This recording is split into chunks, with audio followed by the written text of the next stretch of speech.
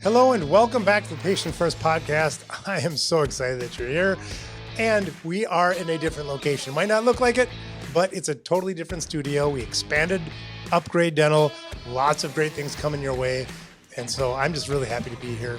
It's our new podcast, the first podcast, I should say, in our new location. And I have something big to talk about today. I was on a call recently. I'm lucky enough where I get to work with many of the great organizations in dentistry, and I help evaluate products. So, a lot of what we do at Upgrade Dental is develop technology like tooth apps, where we're expanding on what's possible to do with technology in dentistry. And because of that, I get to be part of other people's companies, and I get to view products that are coming out. And I also get to serve on some panels. And this panel is filled with dentists who are on the panel because we're all innovators. We're all people that like bringing new things to our practices. What does that mean? It means that we thrive on change, right? That we like doing things differently with the hopes that it's going to be better. And I was on a call recently, and we were evaluating new products that this company was either looking to develop, maybe looking to expand, looking to maybe acquire a smaller company. And these are, dentists at the top of the profession who are known to be innovators. And I came to a realization because two of the dentists said the exact same thing and everybody agreed with them. And I hear this almost every single time from every dentist, not every dentist, but almost every dentist when we're evaluating anything new in dentistry. And that statement is, I've been burned so many times before that blah, blah, blah. So what they're saying is that I tried this piece of technology and I was burned because it didn't work in my practice. Or I brought in this new material and it was not nearly as good, and I had failures, and it cost me time, money, and energy, and the love of my team members, or what have you, right? Well, I want to challenge it, because you're probably thinking right now of the things that you've been burned by in your practice when you've instituted change. And it's very hard for everybody to deal with change. And one of the reasons why is because we think about the history of all the times we've been burned. But have you really been burned that much? Have you really? Let's talk about it. In particular, let's talk about a bias that every single human being, including myself, has walking around planet Earth. It's called the negativity bias. The negativity bias is defined as a cognitive bias that results in adverse events having a more significant impact on our psychological state than positive events. So I'm going to restate that a little bit. Adverse effects have more impact on our psyche than positive events.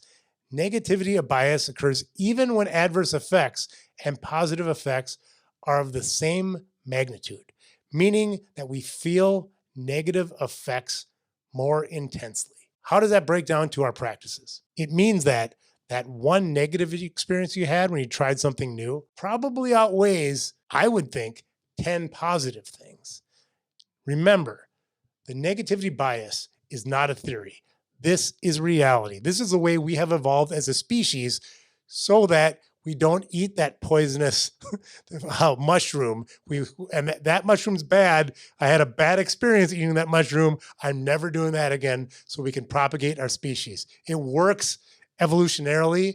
It does not work when it comes to implementing change in your practice, to the point where we have people that love change, that are looking to bring in new things to their practice on a panel to bring change to their practice, to make things better. They're like, I've been burned so many times before. Have you really?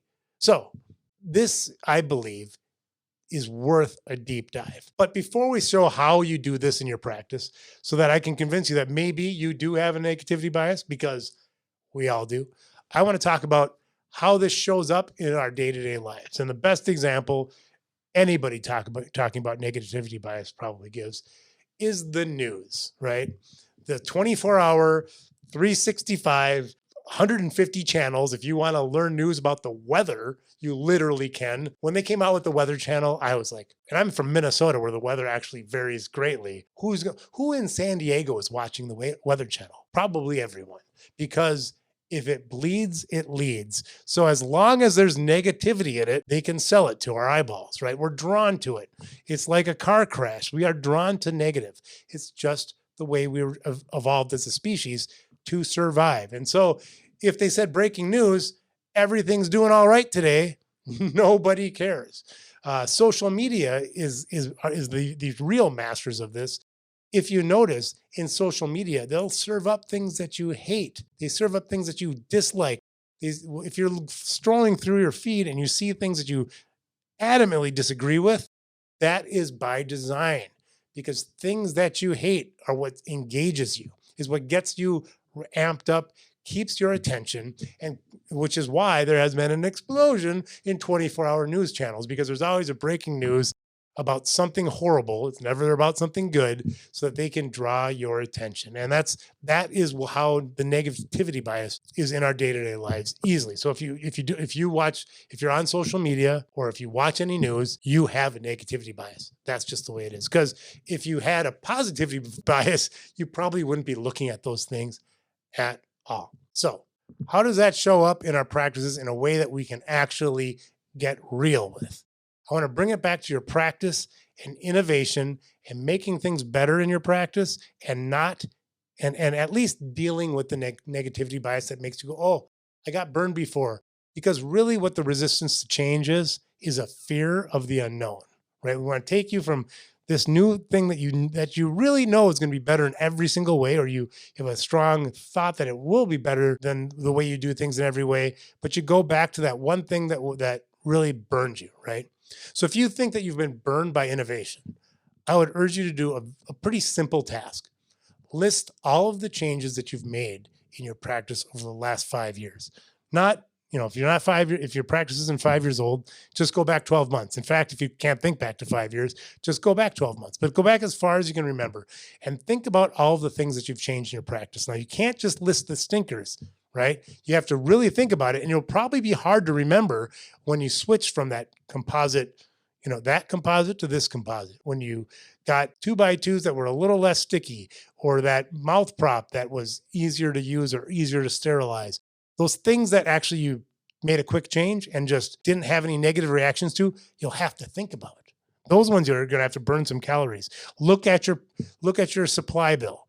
See what you bought different in February than in January, and see how that if that made a positive change in your practice. So look at your receipts and your calendar. Don't lie. So look those up. It might be a little bit of effort. Have somebody on your team maybe do it for you, and then list all the things that you've changed, and then go through it and see, of all of the things that we changed, how many of them were stinkers? How many just completely sucked, lost us time, energy, and money? How many of those were slight improvements or lateral movements, meaning we went from composite A to composite B to save $1 a compule, and it didn't change things at all? It was a positive change because you saved $1, right? If you went from composite A to composite B to save $1 and it was worse, that may be a lateral change. You just didn't want to trade the handling for the money. So be careful how you evaluate this. How many are stinkers? How many were a lateral improvement?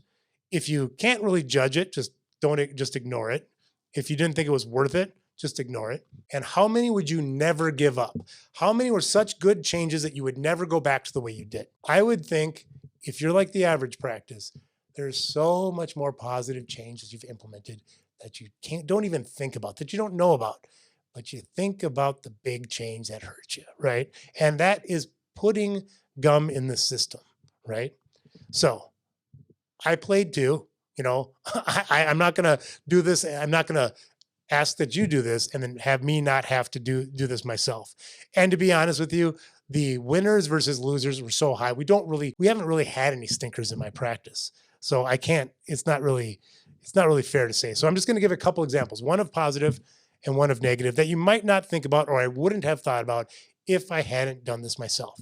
A big winner for me that I didn't think about, I can think of many big winners from our website stuff that we've done, and online payments and online forms. And, there's many big things that I can just think, oh my gosh, that was such a no-brainer. But a small thing, seemingly small, that had a massive improvement that I had to go back and look at my supply bill to realize was Sonic Fill, bulk fill composites. Oh my gosh. I used to hate doing composites, and now I actually enjoy doing them. It was a huge win. That was such a big win that it's easy for me to forget that I used to do it a different way. 5 years ago, I did not do it that way. And it was worse in so many ways. It cost me more money. I did less production. It cost me way more time. And I hated doing them. And I don't hate doing them anymore. So that's a big win for me. The one loss that I really thought about is we tried to switch gloves to save money. And these gloves that we tried, after I washed my hands, I would put on the gloves and they were really hard. These gloves are way harder you had to have your hands like bone dry to put the gloves on. Now, is that a stinker? Well, this is the way I'd like you to evaluate your losses, not in totality of like, oh my gosh, those gloves were such a pain in the ass. That's not how to evaluate it. The way to think about it, I believe, is the real effect that trying that had on you. In my office, the real effect that trying those gloves was, I was out $20 for the box of gloves and about half a day where it took me 10 cents longer to put those gloves on. So the downside of that, other than the kind of like the pain factor of having to go through, try it out, and then I just didn't like it, was maybe $50, right? Very, very low compared to the upside of the Sonic Fill. But I can tell you, I think about those gloves way, way, way, way more. And I feel that the experience way, way, way with much more intensity than the positivity of Sonic Fill. So what do you do about this? Number one, recognize that this is the way we work. This is the way your brain works. It's the way my brain works. Your assistant's brain, your hygienist brain, your business team's brain, everybody thinks this way.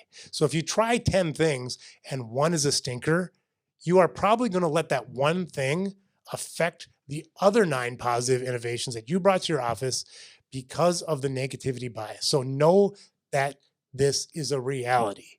And knowing that, obviously, you can temper it by going, oh, this is the way the brain works. We have this negativity bias. I remember Laskin talking about CNN and C-SPAN and Facebook and all that if it bleeds, it leads. And this is a bleeder. These gloves, this CAD cam, that system that I tried to put in that didn't work in our, whatever it is, right? That was a stinker. And I'm going to obsess about that more than the positive things. So realize that this is going on, and things aren't as bad. Innovations aren't as bad as they feel when they go south. And to manage it, number 2, limit your downside. Do trials. If it's a big thing like a CAD CAM system, make sure that you can return it or that there's a guarantee. Like with our Insanely Productive Dentist, or IPD at Upgrade Dental, it's an investment. It's somewhere around a $1,500 investment. You can pay for it over time.